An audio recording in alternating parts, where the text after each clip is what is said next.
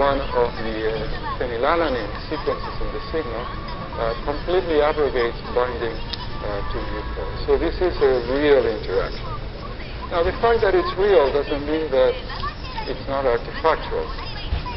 There are a lot of very elegant and beautiful artifacts and interactions, in particular when you find them using the use-to-target system. So this could have been just a curiosity with no physiological significance. But after many years of working with signals and adapters, this really looked very good to me, and I suspected that it would be physiologically significant. And now I would like to tell you about what we did in order to test for the significance of these interactions. But I have to tell you a little bit about the amyloid precursor protein and its trafficking. So APP is a type 1 integral membrane protein that's found in all cells. It's also ubiquitous. It's everywhere. And in most cells, we don't know what this protein does. However, in neurons, it has been shown to function as a regulator of synapse formation. However, the phenotype of knockout mice, for instance, are very, very subtle. So it's really not critical in and of itself for synapse formation. What this protein is better known for is as a precursor for the amyloid beta peptide, or A-beta, which is a fragment of 40 to 42 amino acids that comprises part of the transmembrane domain of the amyloid precursor protein. This amyloid beta peptide is produced within cells and secreted into the extracellular space, where it tends to aggregate to form amyloid plaques, which are a pathogenic hallmark of Alzheimer's disease. And in fact, overproduction of amyloid beta peptide is thought to be one of the main causes of Alzheimer's disease, both familial as well as sporadic forms of the disease. And somehow, this extracellular amyloid beta peptide leads to neuronal toxicity, neuronal death, and essentially depletion of neurons from vast areas of the brain. Okay, so we decided to investigate then whether these APP-84 interactions were involved in the trafficking of APP and perhaps in the generation of the amyloid beta peptide. So the first thing that we did was to compare the intracellular distribution of APP relative to that of AP4. And we found that APP, this is the nucleus of the cell, was for the most part found on these scattered vesicular structures that colocalize very well with early endosomal markers. So for the most part, APP was found in endosomes, although there was also a population in the transloading network. In contrast, AP4 was found to have a much more compact and restricted distribution, which colocalized with markers for the transloading network, such as PGM46. So one possibility would then be that AP4 will be mediating sorting of APP from the transloading network, where AP4 is, to endosomes, where APP is localized for the most part at steady state. So we decided to test this hypothesis.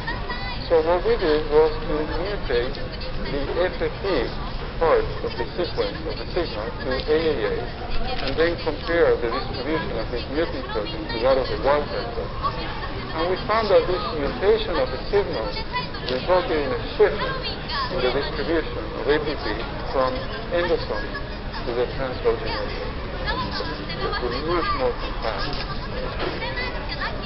In addition, knockdown of mu4 instead of mutation of the signal resulted in a similar phenotype of redistribution of ATP from the mostly endosomal to a mostly PGM localization. So disrupting this interaction in two different ways resulting in the same phenotype of less endosomal localization and more PGM localization at steady state, suggesting that indeed AP4 is involved in mediating mediating the transport of ATP from the TDM. Now, the production of the amyloid beta peptide has already been shown to be tightly linked to the trafficking of the amyloid precursor proteins within cells. And in fact, in familial forms of the disease or in sporadic forms of the disease, in some cases, mutations in ATP have been shown to lead to overproduction of the amyloid beta peptide, but there are also mutations in some trafficking factors that similarly result in amyloid beta peptide overproduction and that predispose individuals to Alzheimer's disease.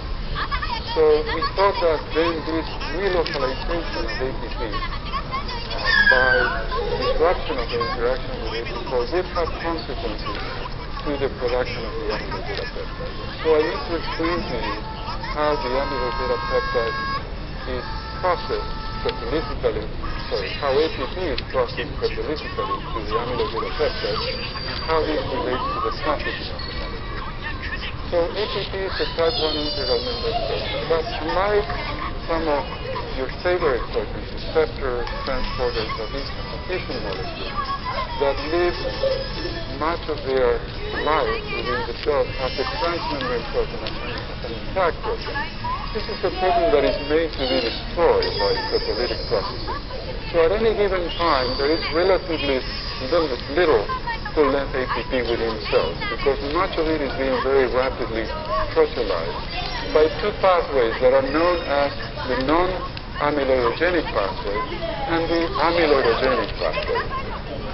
The non-amyloidogenic pathway, which is the major pathway in most cells, including neurons, fortunately, starts with cleavage by alpha secretases right in the middle of the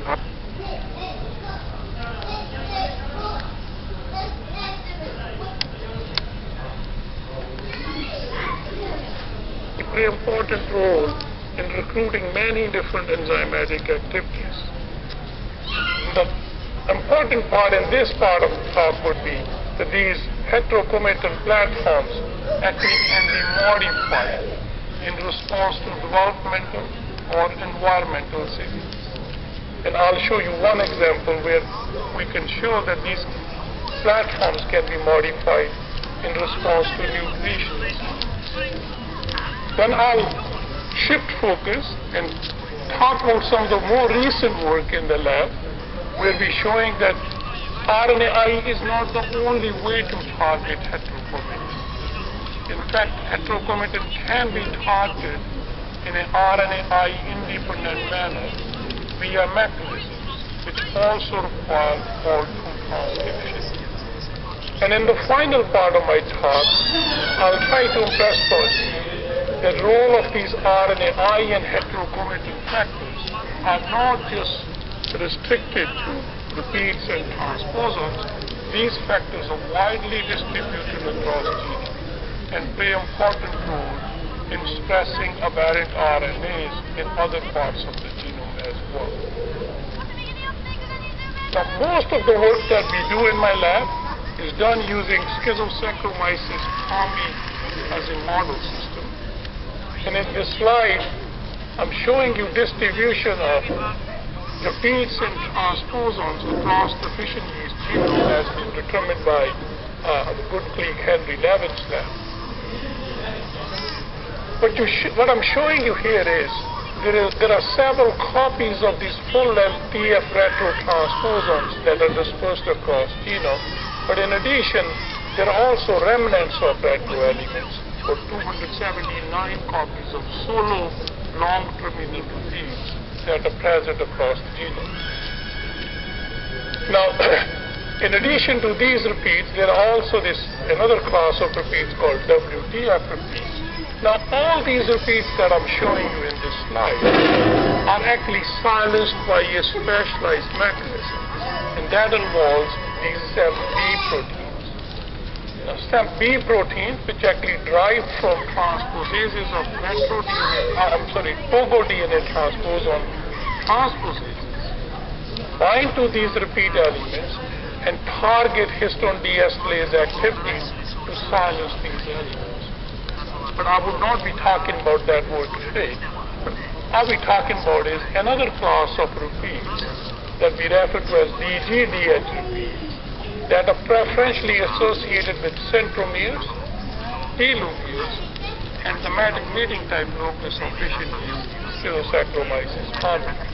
Now, the chromosomal domains containing these repeats are preferential targets of heterochromatin assembly, which not only prohibit